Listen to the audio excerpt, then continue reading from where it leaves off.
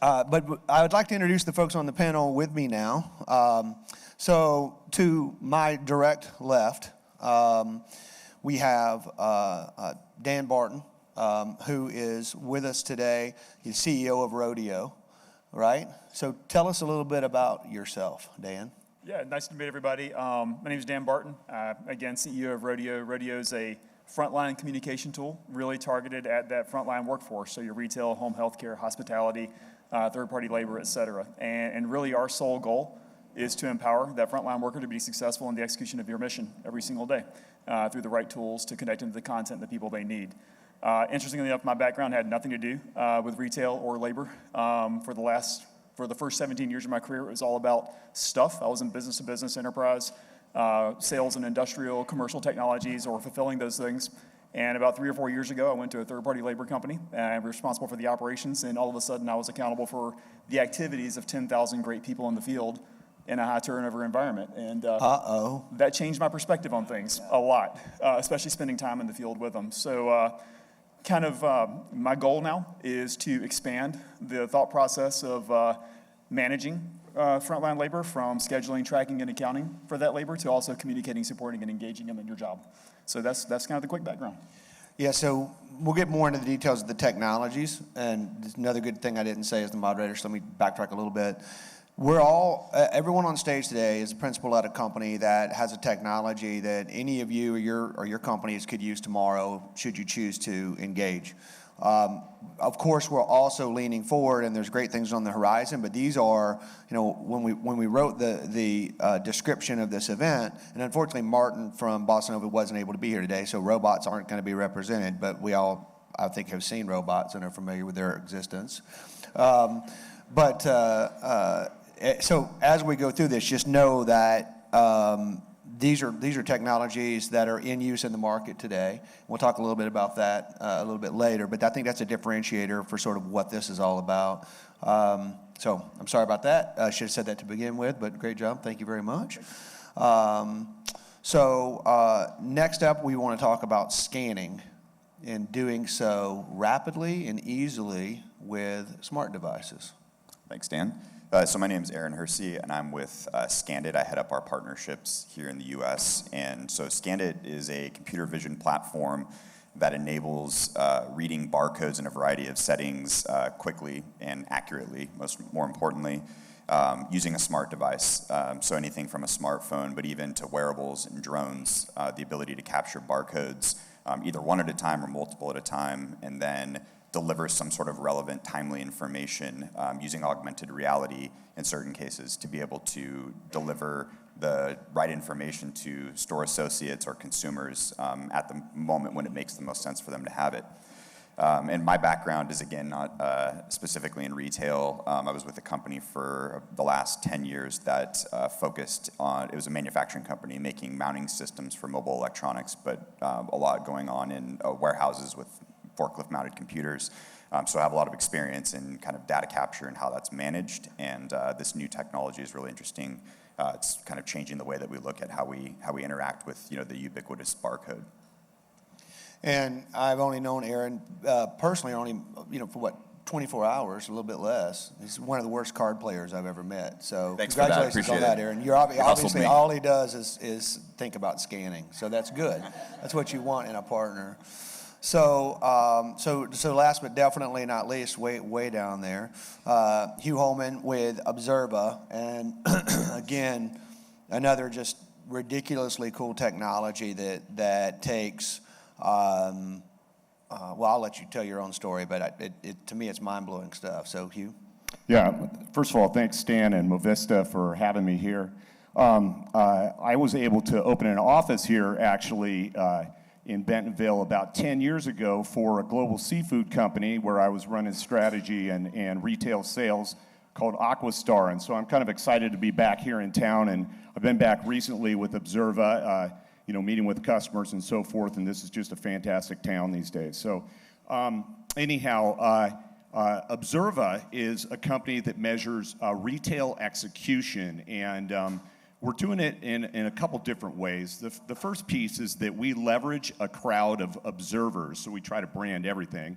So the observers are workers in the field, and we have over 100,000 of these observers across North America, and they use our mobile apps on iOS and Android to capture retail data in stores. And so they're answering questions and taking photographs to measure the execution for mostly consumer brands, but we also deliver this information to third-party service providers like traditional marketing agencies, brokers, distributors, merchandisers, and so on.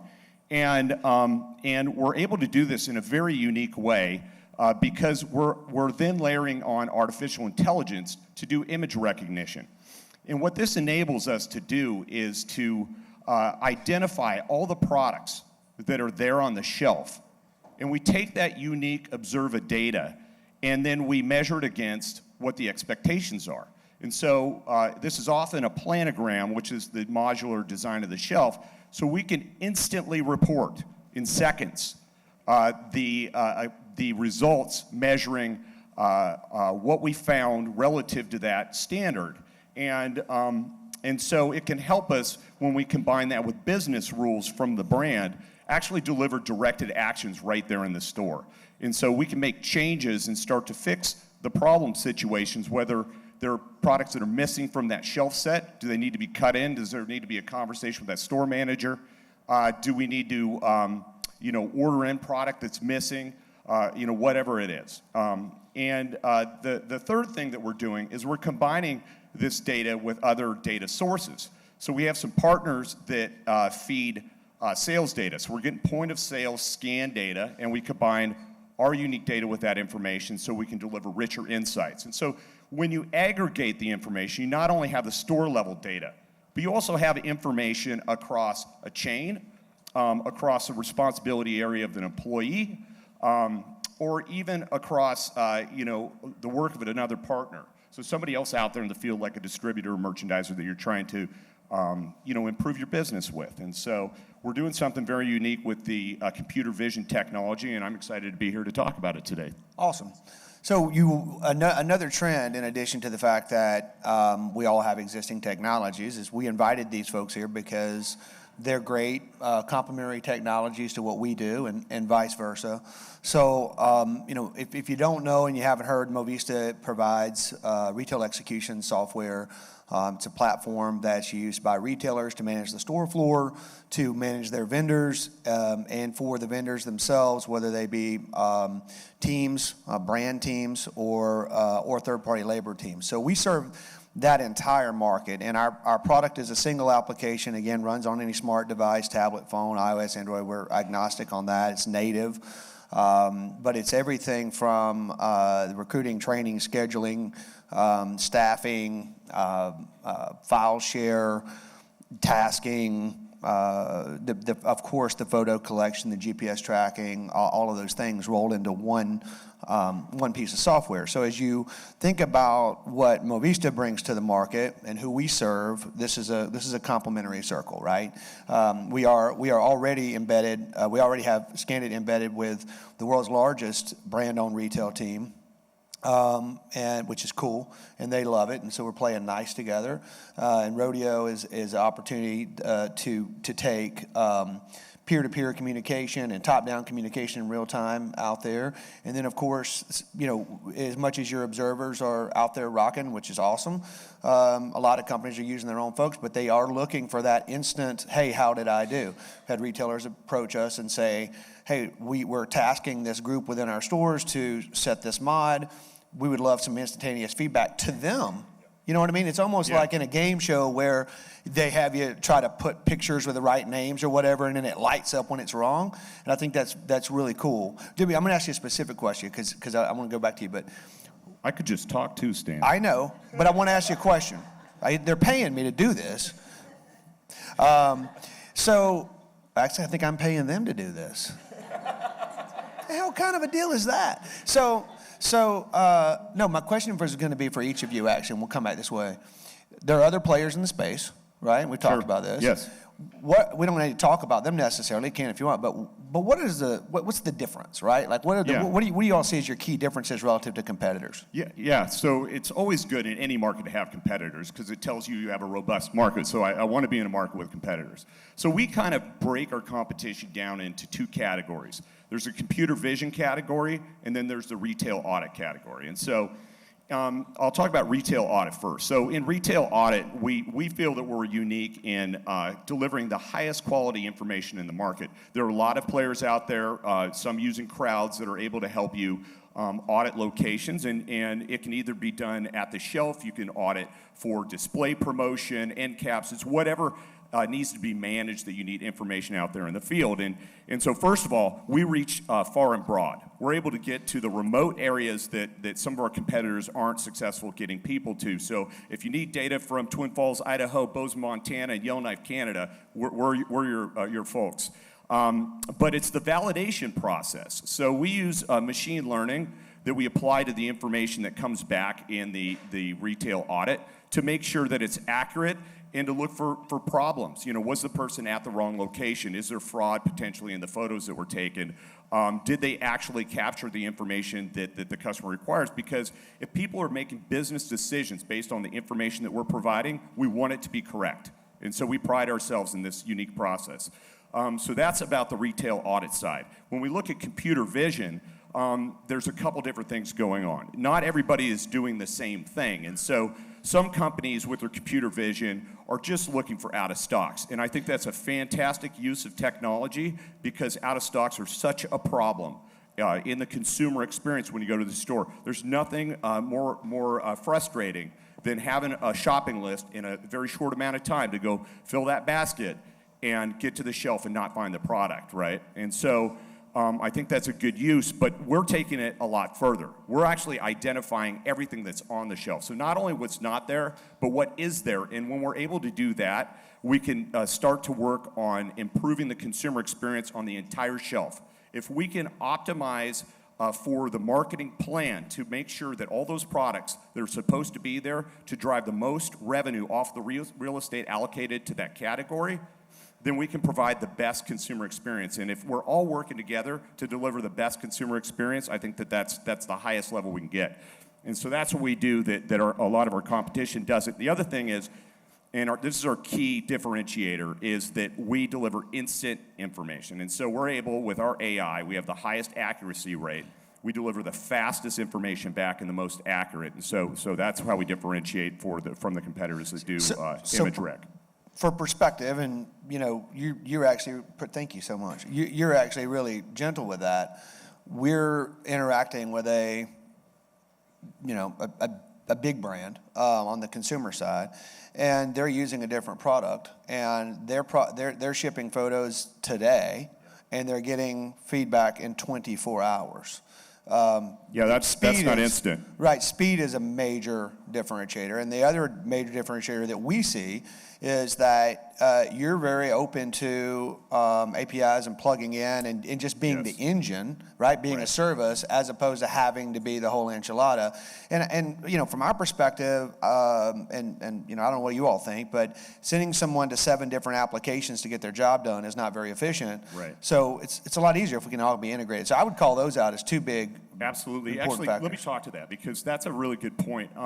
We're actually agnostic to the data collection mechanism. So it can be our observers, and we're really fortunate and think that that's an awesome way to get to market fast for clients that would have trouble getting started, right? But the data doesn't have to come from our observers. We have an open API. And so we're working with clients in the robotics space where they can feed us images. We're working with clients that have their own mobile apps and like Movista, right? They have clients out there across the country taking pictures every day, and they can feed in through our API, and we deliver that data back. We're adding value to an existing business process. And adding value faster is important today because business is moving so quickly. If you're not getting forward in your business process and advancing your tech, you're gonna lose in the market. And so we love doing that. We love having that business coming from other applications. All right. So thank you, and we'll more because when we come back after we go through and talk about the practical aspects here, I'd kind of just if you guys want, take a minute and maybe give a peek, because I talked to the people in the crowd before, and a lot of them seem super smart, and they seem like they know things about computers. So they may be interested in some of the technical underlying, stuff. By the way, shout out to Google. We just moved into an instance of the Google Cloud. It's going beautifully. So thank you, and thank you for the socks. While I'm thinking about that. If you haven't gotten Google socks, they're free. And they have clouds all over them. Let's talk about Scandit and how it's being applied in the market. And sort of, the feeling from my perspective is there's just this wave of Scandit everywhere. But what's it feel like on your side, and who are you seeing using it, and how's it getting used out there? Yeah, thanks. So Scandit, really what makes us different is, I think for a long time people have believed that in order to read a barcode, you had to have some physical piece of hardware to do that, and it's typically done with lasers or some other hardware mechanism. But what we've seen is, especially in the last 5 to 7 years, with how powerful smart devices have become, obviously, they have very powerful cameras, CPU and GPU. With that, harnessing that power in our computer vision platform, we can now start reading barcodes without needing that hardware any longer. So that has a couple of different implications for a business. Obviously, lowering the cost of hardware acquisition to be able to execute on these different business processes within a retail environment, for example. So lowering that hardware cost is a huge value to the business. What that enables is the ability to take any existing budget and apply that over to deploying more devices to more employees.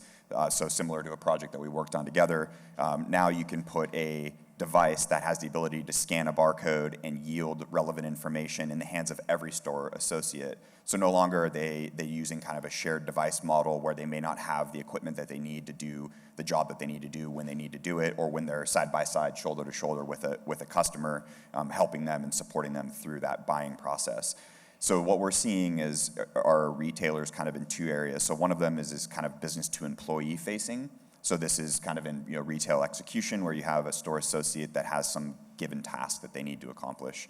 Giving them a smart device that they can do that with and be able to scan barcodes and pull up relevant information. It becomes a two-way communication tool as well. So now you have this multi-purpose device that is able to scan barcodes, but it can also do a lot of other things. So no longer do you need this dedicated piece of hardware. So that's kind of the employee-facing side. And we're talking about increasing productivity. We're enhancing kind of the employee experience and making it easy, again, with high turnover rates in retail. Now you give them a device that they're familiar with, whether it be an Apple device or a Samsung device or some other device, and you're giving them a platform that they're familiar with, and it's easy to use, it's intuitive to use. And then the other side is more consumer-facing. So everyone's got a smartphone in their pocket, and now we can deliver an experience where a customer can read a barcode in real time in a store aisle and get a similar experience to what they would see online. So they can pull up reviews or videos or pieces of content that can help them make informed decisions about what products they're going to buy, and it's going to keep them within your retail ecosystem rather than them jumping off to a different online property and buying it elsewhere.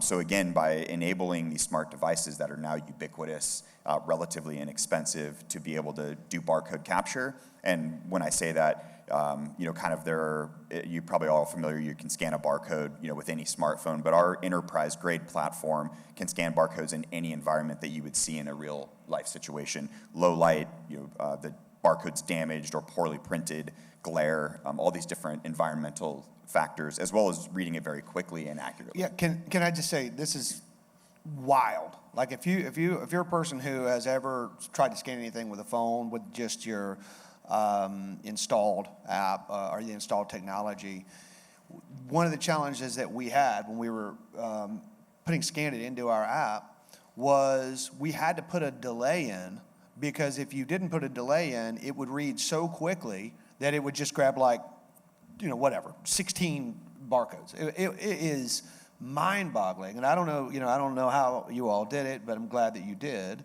And I think if you haven't seen it before, you've never seen a demo of it, and it's something that you think you could leverage, I mean, you just got to see it. I mean, just 30 seconds on matrix scanning and how that's different.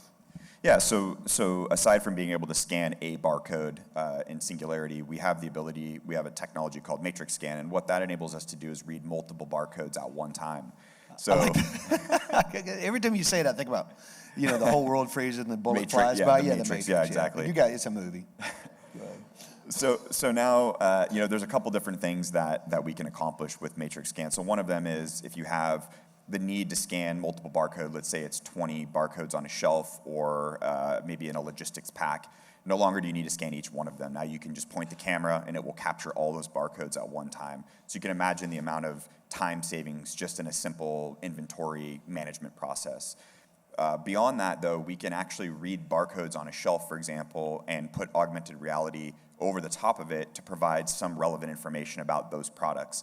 So if you think about managing tasks within a retail environment, now you can look at a shelf of products and you can read information about every one of those products and tell that employee what they need to do against any specific product. So now they don't need to interact with every product to determine if there's something that they need to do with it. They can manage by exception and just pick the 3 that have something that need to be accomplished, and they can go and do a price label change, print a label, whatever that may be. So with Matrix Scan, now we can read multiple barcodes at once. We can start doing some pretty interesting things. So practical example that came from a major manufacturer of yogurt.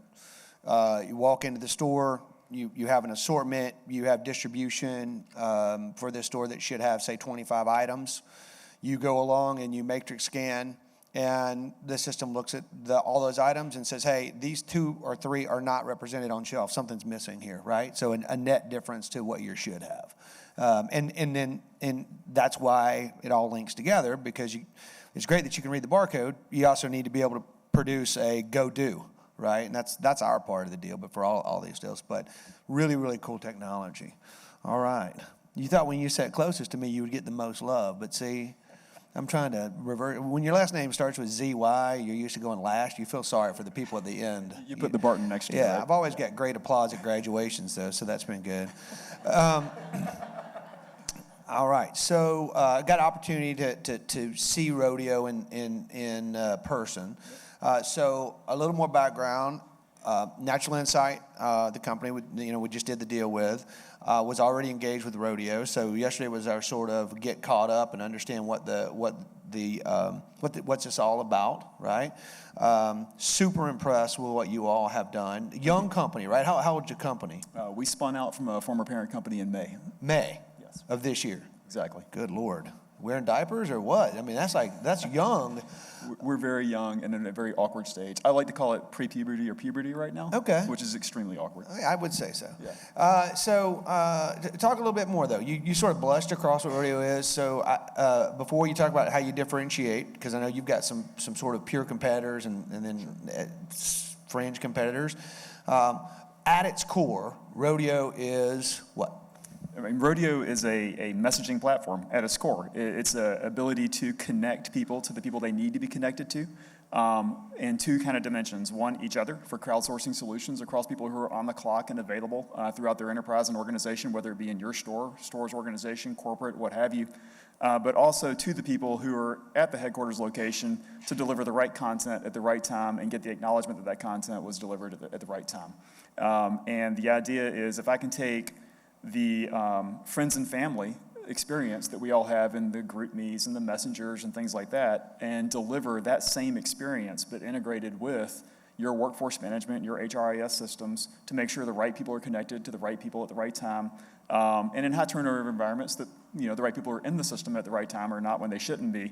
The likelihood of somebody who's in a highly transactional real-time world, because retail is people and retail is real-time and retail is transactional, I can increase the likelihood that that individual in that store at that moment of a customer question, need to know about a promotion, a recall, whatever, can have a higher likelihood of delivering successfully against what you need them to do at that moment.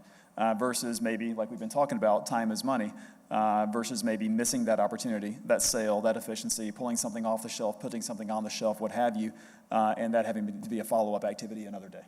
So I thought it was super interesting in looking at Rodeo. So you can embed this. This is a big differentiator to me. So you think about Slack or another messaging platform. It's a thing, right? Slack's a thing, and it's got its own app, and it lives over here. And to me, the whole beauty of this is it's fully integrated into the experience of that user. So to the extent even that if you're working on a particular project in the field and you want to begin a channel or open a channel that's based on that project, that can be automated so that once the first person who says, hey, I want to comment on this, it just begins that channel. And anybody who's trying to execute out there in the world knows that there are times when the best laid plans just don't work, right? You ship the display, but there's a header missing, or it's backwards, or the instructions are wrong. But it just gives you an opportunity to change these things in real time. And anyone who has a call center, that was the other conversation that I had yesterday with a different company. They're like, hey, to the extent that we can message inside the application, we're taking pressure off of our call center, right? And disseminating that. It's almost like a self-healing loop, and that's cool. Absolutely. I mean, the frontline worker is the most adaptive person in your organization because they have to be. They have largely been ignored by the productivity and communication tools that we take for granted in our enterprise or office space worlds, and they're not right across the hall from the help desk or from somebody who can support them. And they need an answer now, immediately. So what I love about the complementary nature of everything that's up here, we've got automation that makes jobs easier, makes jobs faster, makes the repeat tasks that are hard easier. And now all of a sudden we can free up the time for these individuals who are the primary drivers of your sales, your efficiency, your productivity, and your customer impact to be connected, to be able to resolve issues through that connection, through the connectedness to people who have answers or to content that can give those answers to them. And to your point about the display setup, one of the first kind of wins for us with our first big retail third-party labor company, they were doing merch audit for a large device manufacturer who had about 1,500 people deployed in the field, and there was a display setup that was done incorrectly right before a big new product introduction that was going to be staged over the weekend and be a big deal for that manufacturer. And again, I think it was 1,500 or 2,000 locations that this was set up incorrectly at. The way our company, I was at the third-party labor company at the time, would have handled that in the past was send an email out to all of our district managers and say, we have this issue, here's the work instruction, and follow up, and we'll kind of take care of it and mark it off the list as you guys follow up. And it would have been half a week, or a week and a half even to resolve that.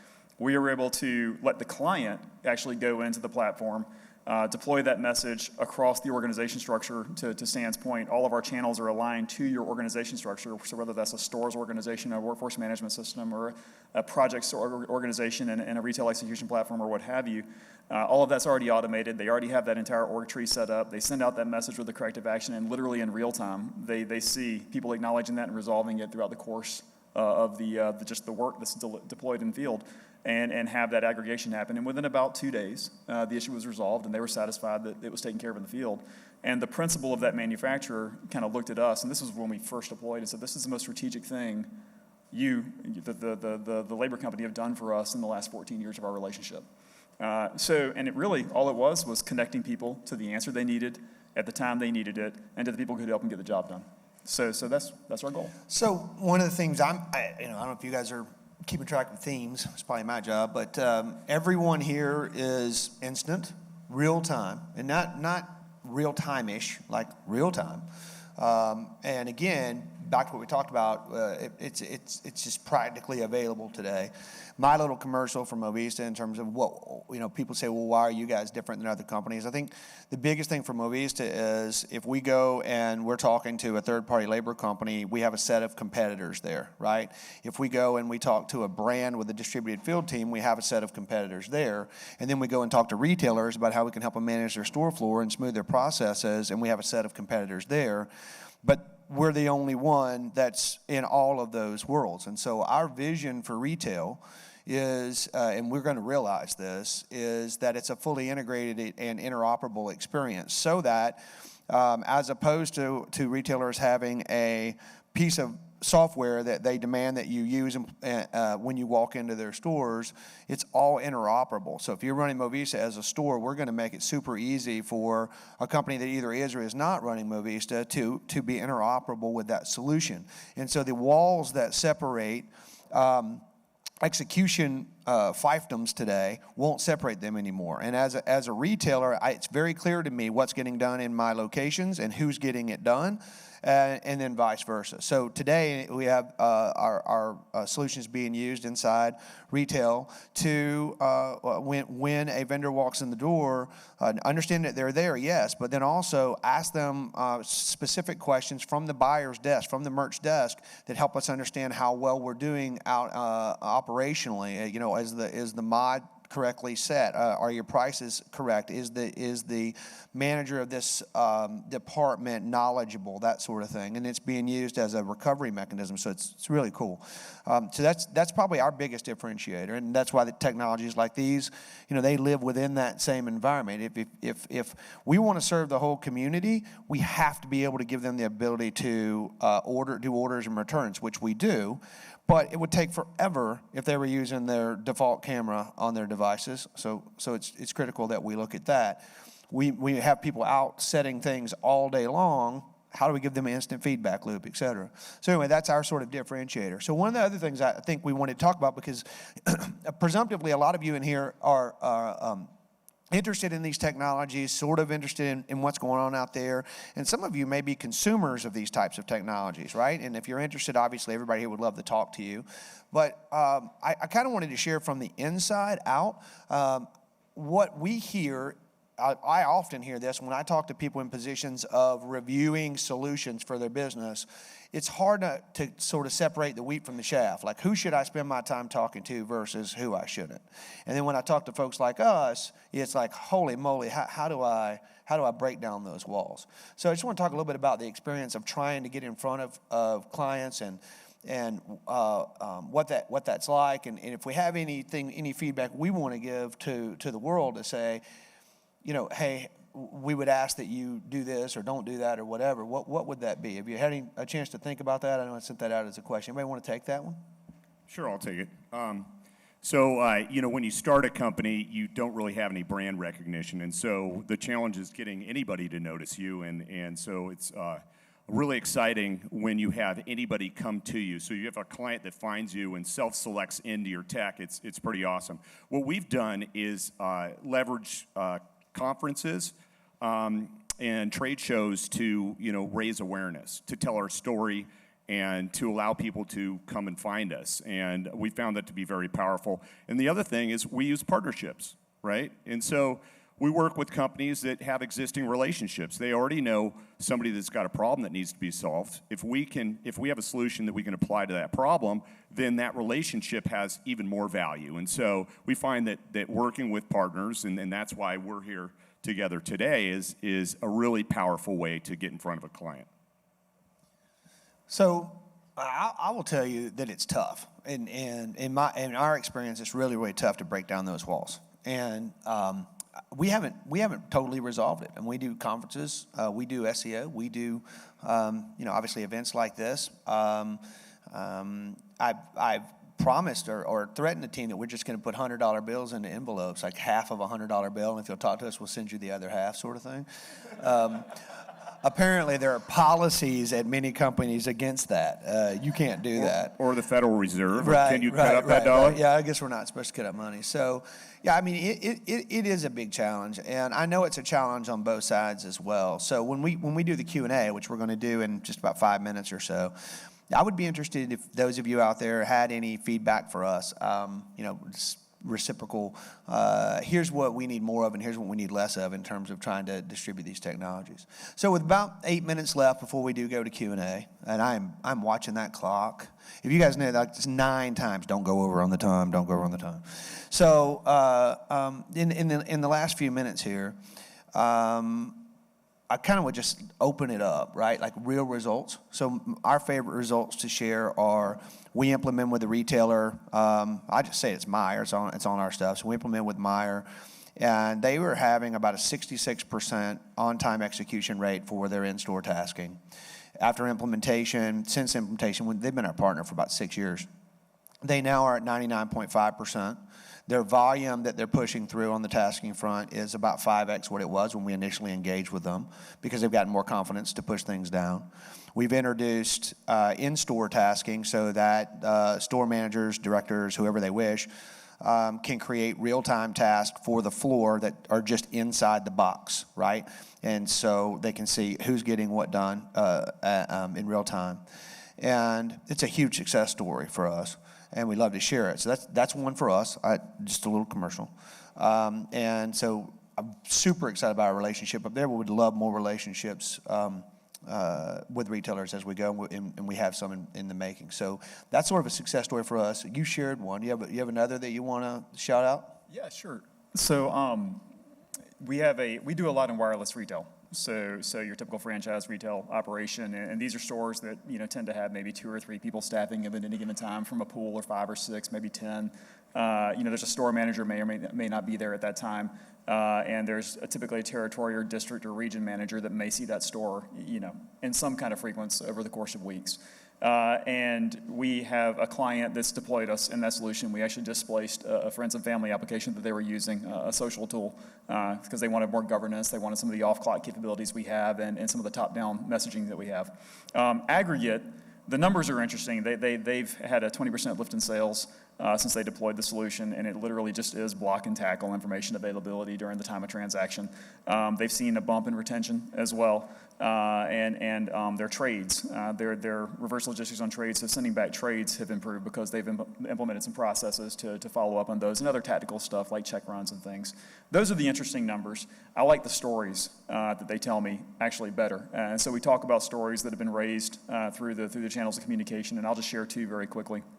One was, again, think about a store in a retail parcel. You've got 3 people. One's doing a check run. One's out in the parking lot, flipping signs, trying to get somebody in the store. And you've got an individual in the store by themselves. And a non-English speaking individual comes into the store wanting to do business, a Spanish speaking individual. And the young person behind the counter doesn't know Spanish. They were able to use Rodeo to reach out to everybody who was on clock at that moment and say, does anybody speak Spanish right now that's on clock that can hop on a call with me? And we actually create a voice over IP connection between 2 people on the platform without sharing PII, so I don't have to give you my cell phone number. You don't have to give me mine. I don't know who you are. You're in a different district several stores away, but we can get on voice, get this individual taken care of through the process, and do that translation and solve the problem. So just, again, that real-time service of that client. Another great example, and this is actually a personal experience. I went into, again, a wireless retail store, and same thing, 1 person in the store. And there was a problem with the point of activation system, right? I mean, if you think about a transaction in wireless retail, it's actually pretty complicated. You got to buy the product, but you also have to go through contracts and activations and SIM card and all that kind of stuff. And there was some issue with the system. And as you guys know, that retail associate is seeing issues all day long, right? I mean, that's just the reality. The person flips over the keyboard and has sticky notes lined on the bottom of the keyboard of phone numbers and names of people who've helped him in the past.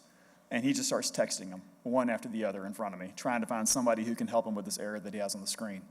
And on the one hand, I'm thinking, wow, this guy's going above and beyond to help me. On the other hand, I'm thinking, wow, this guy's completely unequipped to help me. He's reaching out to people off clock, so that's a problem. He's reaching out to people using their personal numbers, that's a problem. And the likelihood of somebody actually answering and helping is extremely low right now. So he's in a moment of desperation, and I hate that for him. And that's the kind of problem that we would have immediately resolved if we were in place at that particular location. So I love the numbers. The numbers, I think, are the obvious part, because if I can make a transaction easier in aggregate in a large workforce just by connecting to somebody else who can help, I'm going to see the lift. It's going to be the sales lift. It's going to be efficiency. And hopefully it'll be retention, because people can be more successful and empowered in their jobs. But I like the stories as well of those customer impressions that are made possible through that. So you said something really important there, and I don't know if you guys caught this, but when you're in the application and you're living in Rodeo, you don't necessarily need to know that. You may know the person's first name, right? You can do whatever you want. You could do initials. You could do whatever you want. That's so critically important. And then you also have a record of the communications, as opposed to what really exists out there today, which is texting, and we all know how south that can go. Yep. And then the third part, which you shared, and I don't know if we talked about, but I want to drive this home, is this idea of having a group of very knowledgeable individuals somewhere, yes, right? Whether it's a cohort group or people who are dedicated to do that, and you're just hitting those people up and you're getting the right answers, man, I just think that is really cool. Absolutely. So, and all that information can be aggregated and fed back into a knowledge base. It can be searched. It can be put into content. So it gives you the opportunity to continually refine your store effectiveness strategy and your content strategy to make sure that people have what they need when they need it. Aaron, you got a story? Yeah, so one, I think, pretty interesting one is a large retail grocer in the Southwest.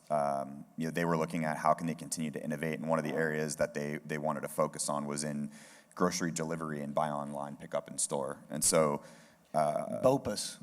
There you go. Yeah, click and collect. Bopus. It's got to be the worst. So the interesting thing about the way they were doing it is they were using consumer devices for the order pickers. So in the grocery store, they get an order that comes in, and then they go and they basically shop for you. They fill the basket, and then either they deliver it to you, or you can come and pick it up. And so what they were doing is they were actually using a consumer device, but they were using a physical scanner that connected via Bluetooth to this consumer device. And what they found was that the employees hated the solution so much because it would disconnect, it wouldn't scan properly. And so from an adoption perspective, a lot of people just stopped using the scanners altogether, and they were just grabbing the products. They had very low visibility into what was being picked, if it was accurate. So what would happen is they would actually deliver bags of groceries that had the wrong things in them, which then we need to get back, so it damaged the customer experience, but also it was costing the company a lot of money.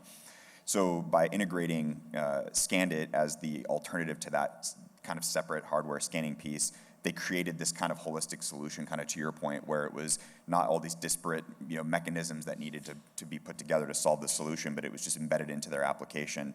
And they were really able to kind of get out in front and be a kind of a thought leader in the grocery space and embracing kind of the way that people want to buy.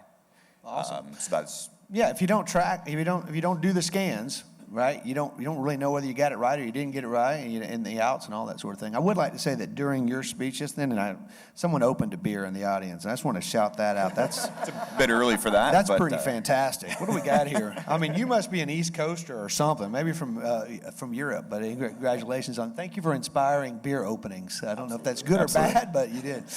All right, Hugh. Last word, and we'll go do some Q&A. You want to share a success story? Yeah, I'd love to. So I actually want to tell two, Stan. Can I do that? All right. You have 19 seconds. No, okay. I'm just kidding. So now you have a minute. I'll be real Take fast. Your time. I'll be real Go fast. ahead. So the first one's with a consumer brand. So you're probably familiar with Remy Cointreau. They're one of our clients. And we started working with them. They needed to understand what was happening with display promotion. So, they're paying out there to have execution in the market. What are they getting? Where are they getting it? Where is it not happening? How can we help interact with the store staff to get things fixed? And so what the success from that program led to scanning the shelf and doing image recognition to understand both placement of their products as well as their competition. So now we're measuring their shelf space and giving instant information on share of shelf, share of assortment, number of facings, and so on, as well as we're using algorithms to identify their brand blocking and placement relative to their primary competitor. So how are they actually being positioned in the store relative to their competition? Because ultimately, they can see differences in sales when we combine the data there on driving sales. So it's about winning over time and improving their placement over time with the retailer. From there, we started helping them fix problems with their displays. And so where they have permanent displays, actually installing the new POS on a recurring basis as their new programs roll out. And then we took it to restaurants. Now we're measuring their placement in restaurants on the back bar relative to their competition, as well as how they're being featured in the menus, doing image, or not image, but character recognition, and seeing where their products are being used in recipes or the options on the menu. So I just think that the technology applies in so many ways. Having a field workforce and AI together is a unique pairing. Now let me transition to a retailer. We just started working with retailers. We're really excited about it. One client, ExxonMobil, they have I think it's 16 or 17,000 locations across North America. We're going out to all their locations, understanding the actual retailers' marketing operations there. So which marketing assets are in each location so that they can optimize for printing. So think about producing materials and shipping it out just to have it, be recycled. It's completely inefficient. Now they have asset management knowing what types of marketing needs to go to each location. How many pumps do they have? What type of pump? Which pump toppers are there? So what size material needs to be printed and shipped to that location to have perfect execution as they roll out their quarterly programs. And so I think those are two examples of working with clients where we're able to help them do better over time. Okay, outstanding. So we only have a few microphones, so we're gonna be sharing this microphone off the stage now. There go two. If you have any questions, please throw them out. And if no one asks a question, I will pick someone randomly and request that you ask a question. Hello, hello. Hello, hello. Hey, so Bill Akins with Walmart Labs. Really enjoyed the presentation this morning, guys. Thank you. And I mean, my question's around the types of skill sets that are going to be needed about all this new inflow of data that's coming in. And so, I mean, I think you look at the course of the last 20 years of Northwest Arkansas, and you could say a lot of the job growth happened because of jobs that dealt with data, right? You could have 10, 15 years ago, you could have had a great career track in this town by just knowing Retail Link. You could just go vendor to vendor to vendor, and there's a lot of people that built great careers around it. But this is an entirely different ballgame you guys are talking about this morning.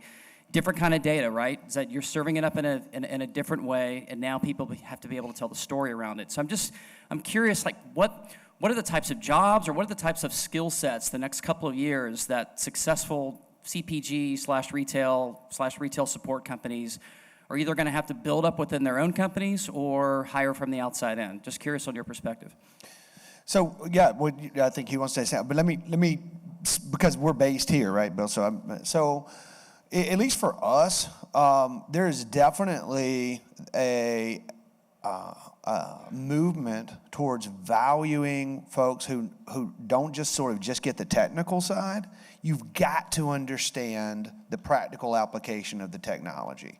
And so I don't know if the jobs per se, I guess it is a different job in a sense. It's just that it's not, you can still have a nice career if you can be a developer. But if you're in this crowd and you really want to go fast and be able to accelerate your career, at least within, I think, these firms, and we'll affirm this or not in a second, you really need to understand the business. You need to understand the mechanics of the business, because it's impossible for me to deliver meaningful insights to you, right, if I can't sort of commiserate with you. And I know that some of you guys say you didn't come out of retail. I guess it's in my blood. That's all I ever did before, and I do think it's a difference maker. So my answer in brief is, it's not enough just to know the technology. You have got to understand the business side to be a great technologist in this space. Yeah, I agree with that.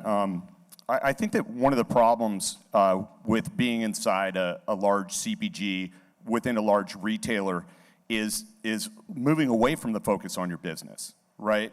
And so one of the challenges is if internally, with your resources and the scarcity there and the ability to invest in only a few places, sometimes you try to chase things that aren't practical, or you try to buy some talent and hope and pray that they are actually going to pull off a project inside your organization with the structure and dependencies and committees and all that kind of stuff that is required to be successful.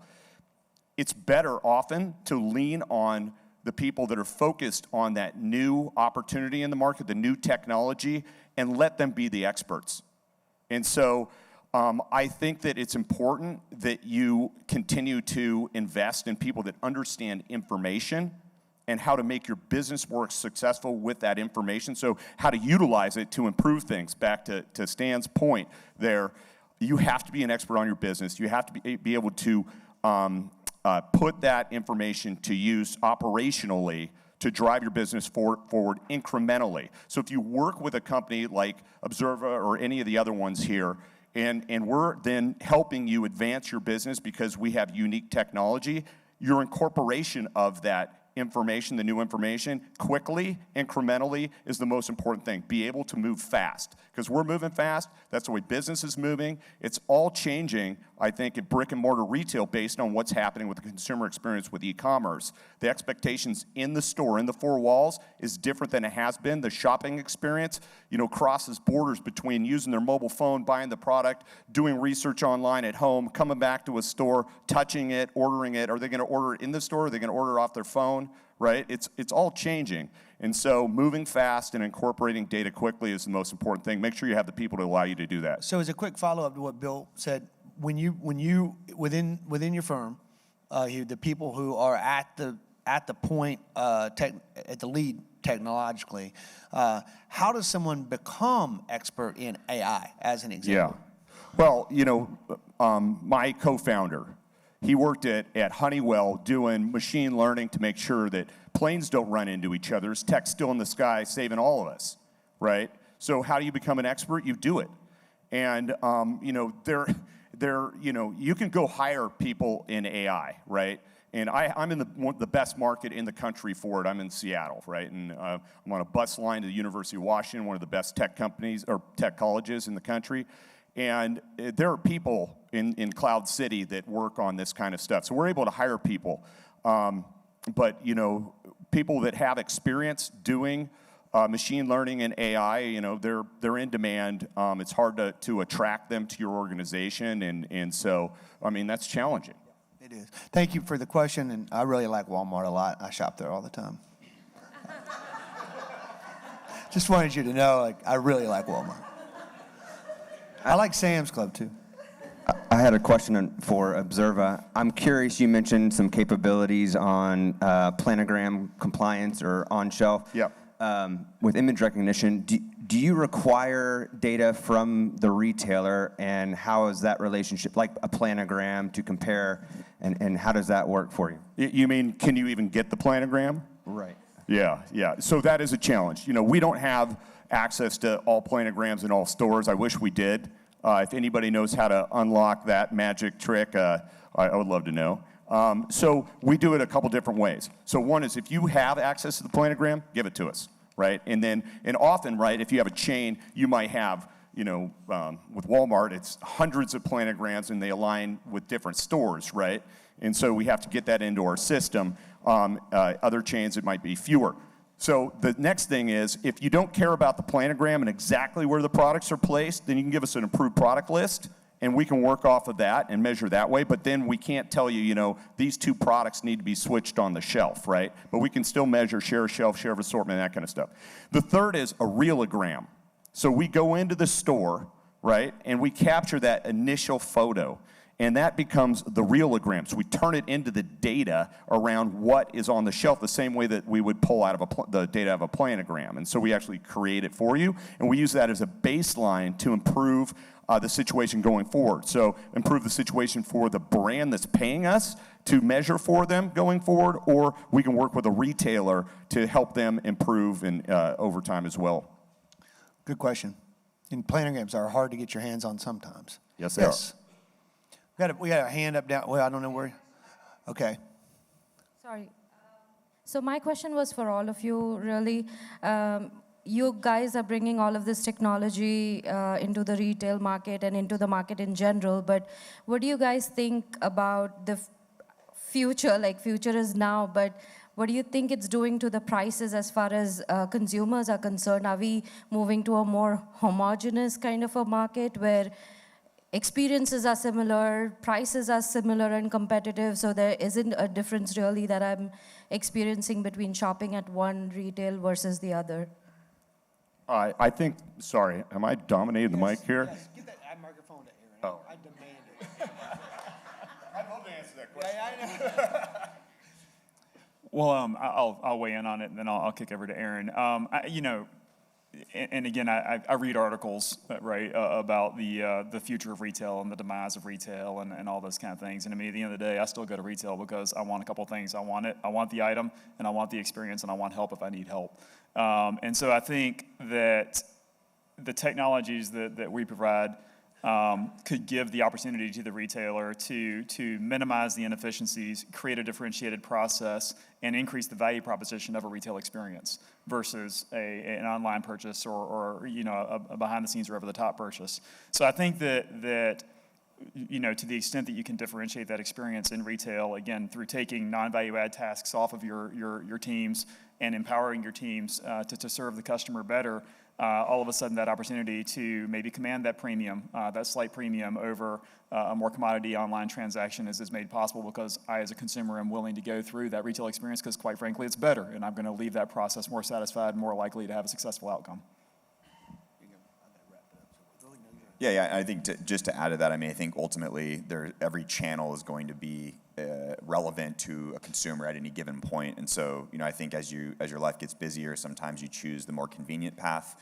But similarly, you may have something urgent where you're working on a project and you need to go into the store. So I think if you can deliver technology that, one, lowers the cost that retailer incurs in kind of operating their business, and then two, delivering technology that delivers a rich experience that keeps those consumers coming back, you kind of win on both ends because you're lowering the operating cost, which is going to help you lower your cost to the consumers, and you're delivering more value. So I think it's kind of twofold in how technology can help actually reduce the cost and increase the customer experience. So I'm going to take a really hard stance on this one and tell you that I think it absolutely does not in any way lead to a homogenization of the space, nor does it have a negative impact on the consumer. Everything that we're doing should take cost out of the operational side of things for the retailer. Could be reflected in cost of goods, could be reflected in being able to spend dollars elsewhere to create a more premium customer experience. Everything that we're doing should improve the experience for those retailer or for those customers going into a retailer. And I would sort of equate it to, and I do this often with clients, if I give everyone in here PowerPoint, which I'm sure you have, it's a toolbox. And what we create from PowerPoint is drastically different depending on who we are.